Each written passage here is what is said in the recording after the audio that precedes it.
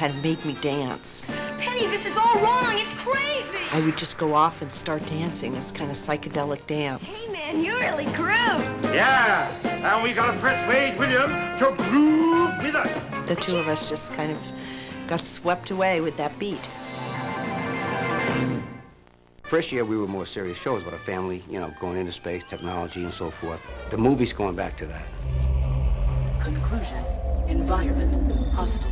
They're shooting the beginning as the same. Give my regards to Oblivion. Gary Oldman, who is playing Dr. Smith, hides on board. It's a lot more serious.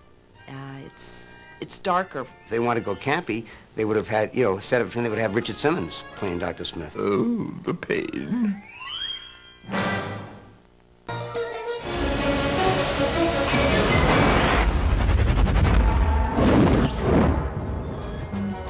I understand it's very explosive, very exciting.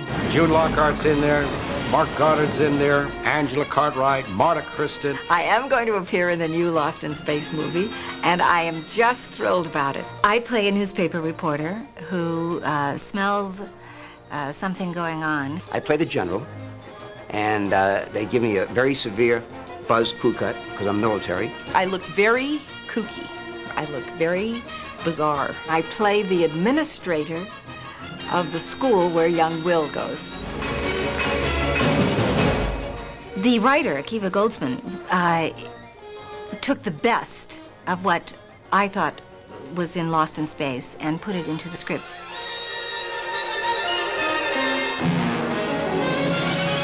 Per day.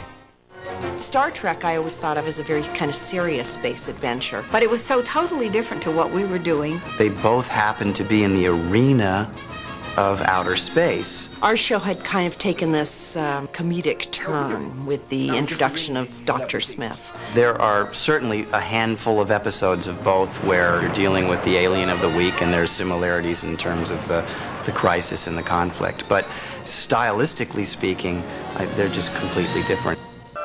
The new Jupiter 2 is not at all like the old Jupiter 2. It was unbelievable to walk on the set and see the Jupiter 2. I mean, it was like, wow. It is mind-boggling. You can't imagine the size of this set. They have taken over Shepperton Studios. Everywhere you looked, there was Lost in Space. I can't wait to see the movie.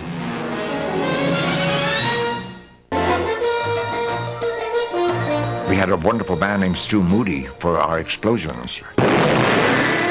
Irwin Allen loved explosions and floods and earthquakes. He loved that. Our special effects were nothing like they are today.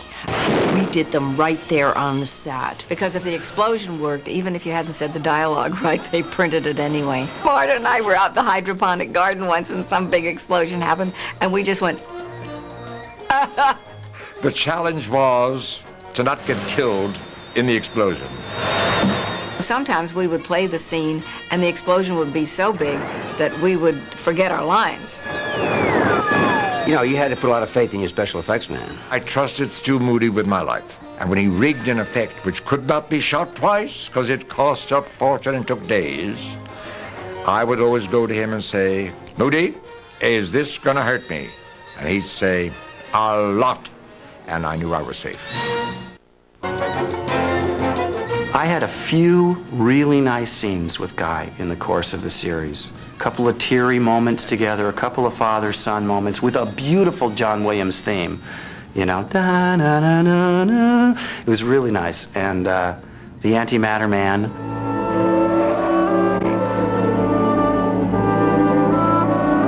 I just cherish them, and I wish we'd had more.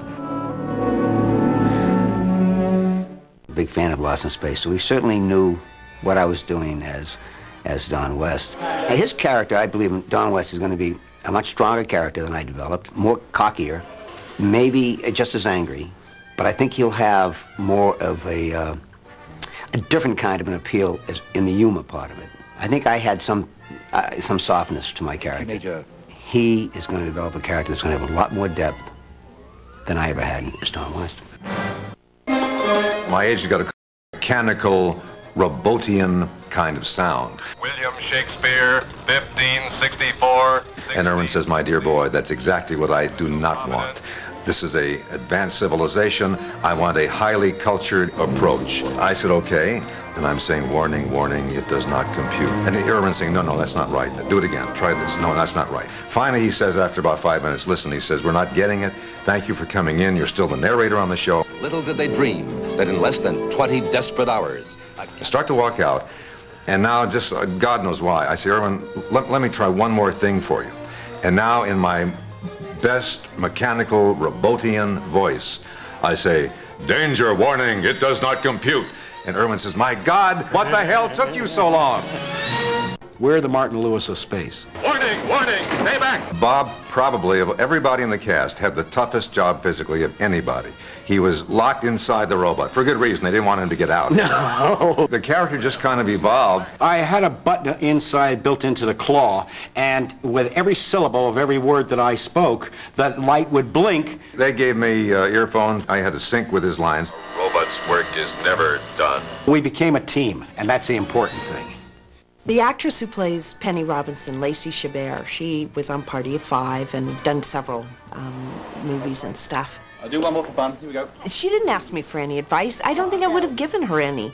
This is her part now, and she owns it, and she can do with it what she feels Penny, you know, is to her, which is what I brought to it when I did it. But you have to be able to give that, that torch on.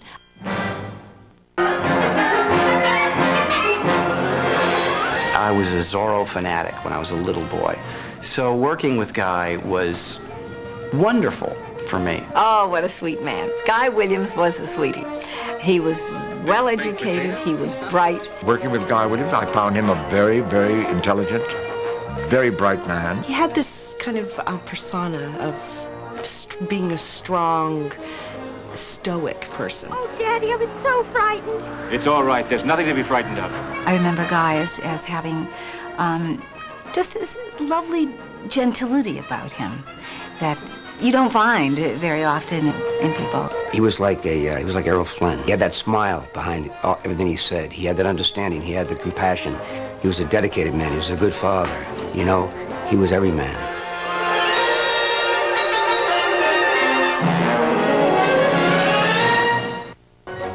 The costumes themselves, although very attractive, were velour, and they were hot. Hot lights, and you're wearing this hot suit. I just remember them being hot and uncomfortable. Couldn't keep them on under the lights. We used to wear leotards underneath. They were extremely hot. In both cases, we wore those for the first 2 years, and then the third year, we all got new clothes, which I was supposed to have made, of course, in some machine. Push the button and out it comes.